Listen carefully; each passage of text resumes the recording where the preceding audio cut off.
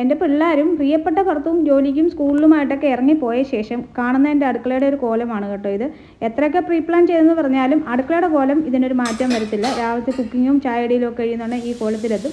അന്നേരം നമുക്ക് ക്ലീൻ ചെയ്യാനുള്ള സമയമൊന്നും കാണത്തില്ല. അപ്പോൾ പോയ ശേഷം പെട്ടെന്ന് തന്നെ ഞാനിതൊക്കെ ഒന്ന് ഒതുക്കി വെച്ചിട്ട് ലഞ്ചിനുള്ള പ്രിപ്പറേഷൻ തുടങ്ങാൻ വേണ്ടി തുടങ്ങുകയാണ്. ഇതൊന്ന് ഒതുക്കി വെച്ച ശേഷം മാത്രമേ ലഞ്ചിന് തുടങ്ങാൻ പറ്റുള്ളൂ. കാരണം അല്ലെങ്കിൽ എല്ലാം കൂടി അലങ്കോലമായിട്ടിരിക്കുന്ന പോലെ നമുക്ക് തോന്നും.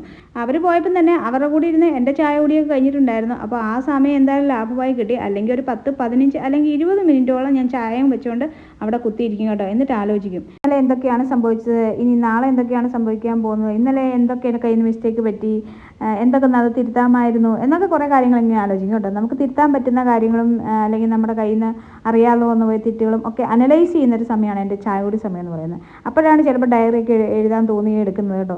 അപ്പോൾ എന്തായാലും ആ സമയം അങ്ങ് ഒഴിവായി കിട്ടി. ചിലപ്പോൾ ഒരു അരമണിക്കൂറൊക്കെ അങ്ങനെ അങ്ങ് പോവും. അപ്പോൾ എന്തായാലും ആ സമയം തീർന്നു കിട്ടി. ഇപ്പോൾ ഇനി അതിനുള്ള സമയമില്ല. പണ്ടൊക്കെ ഞാനേ ഒത്തിരി ഇങ്ങനെ ചിന്തിക്കുമായിരുന്നു കേട്ടോ. അവരെന്താ അങ്ങനെ ചെയ്തത്, അവർക്ക് എന്നെ എന്താ അങ്ങനെ പറയാൻ തോന്നിയത്, ഞാൻ എന്തെങ്കിലും ചെയ്തതിൻ്റെ കുഴപ്പമാണോ, എൻ്റെ കയ്യിൽ നിന്ന് എന്തെങ്കിലും മിസ്റ്റേക്ക് പറ്റിയിട്ടുണ്ടോ, ഇങ്ങനെ കുറച്ച് കുറ്റബോധമില്ലേ നമുക്ക്. അയ്യോ ഞാൻ എന്തോ ചെയ്തിട്ടാണ് അവരങ്ങനെ ചെയ്തത്, അല്ലെങ്കിൽ എൻ്റെ കയ്യിൽ എന്തോ തെറ്റുകൊണ്ടാണ് അവരെന്നോട് അങ്ങനെ ചെയ്യുന്നത്. ആ പണ്ട് എനിക്ക് അങ്ങനെയുള്ള കുറേ ചിന്തകളുണ്ടായിരുന്നു. നിങ്ങൾക്കങ്ങനെ ഉണ്ടാകാറുണ്ടായിരുന്നോ? എനിക്കറിയത്തില്ല കേട്ടോ. അത് ഞാൻ വളരെ കഷ്ടപ്പെട്ട് മാറ്റിയെടുത്ത ഒരു ശീലമാണ്. ഈ ആവശ്യമില്ലാത്തതിനും ഉള്ളതിനും എല്ലാം എന്നെ സ്വയം കുറ്റപ്പെടുത്തുക എന്നുള്ളത്. ഇനി വളർന്നു വന്ന സാഹചര്യം കൊണ്ടോ എന്തോ അതെൻ്റെ മനസ്സിലിങ്ങനെ രൂപപ്പെട്ടു പോയ കാര്യമാണ്. പക്ഷേ അത് കുറച്ച് ബുദ്ധിമുട്ടിയായാലും ഞാൻ മാറ്റിയെടുത്ത ശീലമാണ് കേട്ടോ. അപ്പോൾ കുറച്ച് പ്രിപ്പയർ ചെയ്യാനുണ്ടായിരുന്നു. കുറച്ച് വെളുത്തുള്ളിയും ഉള്ളിയൊക്കെ തീർന്നിരിക്കുകയായിരുന്നു. അപ്പം അതൊക്കെ ചെയ്ത് വെച്ചു. പിന്നെ തേങ്ങ പൊതിച്ച് തിരുമ്പി വെക്കാൻ ഉണ്ടായിരുന്നു കേട്ടോ. തിരുമ്പുന്നതിനെക്കാട്ടി പാടാണ് ഇതിങ്ങനെ പൊതിച്ചെടുക്കുന്നത്.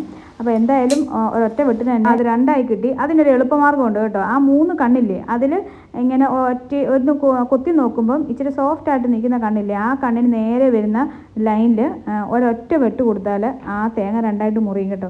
അതെൻ്റെ അമ്മായിയും എനിക്ക് പറഞ്ഞു തന്നൊരു ട്രിക്കാണ്. അപ്പം അങ്ങനെയാണ് ഞാനിപ്പോൾ തേങ്ങ മുറിക്കുന്നത്. അതിൻ്റെ ഇടയ്ക്ക് അത് ചിലവിക്കൊണ്ടിരുന്നപ്പോൾ അത് കൈ കയറി, ആ കൈ ചെറുതായിട്ടൊന്ന് മുറിഞ്ഞിരുന്നു. അത് മിക്കവാറും എനിക്കുള്ള പരിപാടിയാണ്. അപ്പോൾ അതൊക്കെ കഴിഞ്ഞ ശേഷം തേങ്ങ രണ്ടും തിരുമ്മി വെച്ചു. അപ്പോൾ ഒരു സമാധാനം. ഇനി തോരനുണ്ടാക്കുമ്പോൾ എടുത്തിട്ടാൽ മതിയല്ലോ. അത് കഴിഞ്ഞ് ഞാൻ തുണി വിരിച്ചിടാൻ വേണ്ടി കുറച്ച് ടവലൊക്കെ ഞാനിങ്ങനെ ചൂടുവെള്ളത്തിൽ കുറച്ച് നേരം മുക്കി വെക്കും. ആഴ്ച 2 ആഴ്ച കൂടുമ്പോഴൊക്കെ അങ്ങനെ ചെയ്യാറുണ്ട്. അല്ലാതെ ടവൽ നനയ്ക്കും. അത് ചൂടുവെള്ളത്തിൽ ഇങ്ങനെ മുക്കി വെക്കുന്നത് ഒരാഴ്ച കൂടുമ്പോൾ ചെയ്യാറുണ്ട് കേട്ടോ. പിന്നീട് എനിക്ക് കൃത്യം ഒരു കറിവേപ്പിലയാണ്. ഇതിവിടെ കിട്ടാക്കനിയാണ്. വളരെ വിലപ്പെട്ടൊരു സാധനമാണ് കേട്ടോ ഈ കറിവേപ്പില എന്ന് പറയുന്നത്. അപ്പോൾ അതിൽ കുറച്ച് മഴയൊക്കെ പെയ്തുകൊണ്ട് കുറച്ച് ചളിയൊക്കെ ഉണ്ടായിരുന്നു. അതുകൊണ്ട് നല്ലോണം അലച്ചൊലച്ച് കഴുകി കുറേ കറിവേപ്പിലൊക്കെ വെള്ളത്തിൽ പോയി.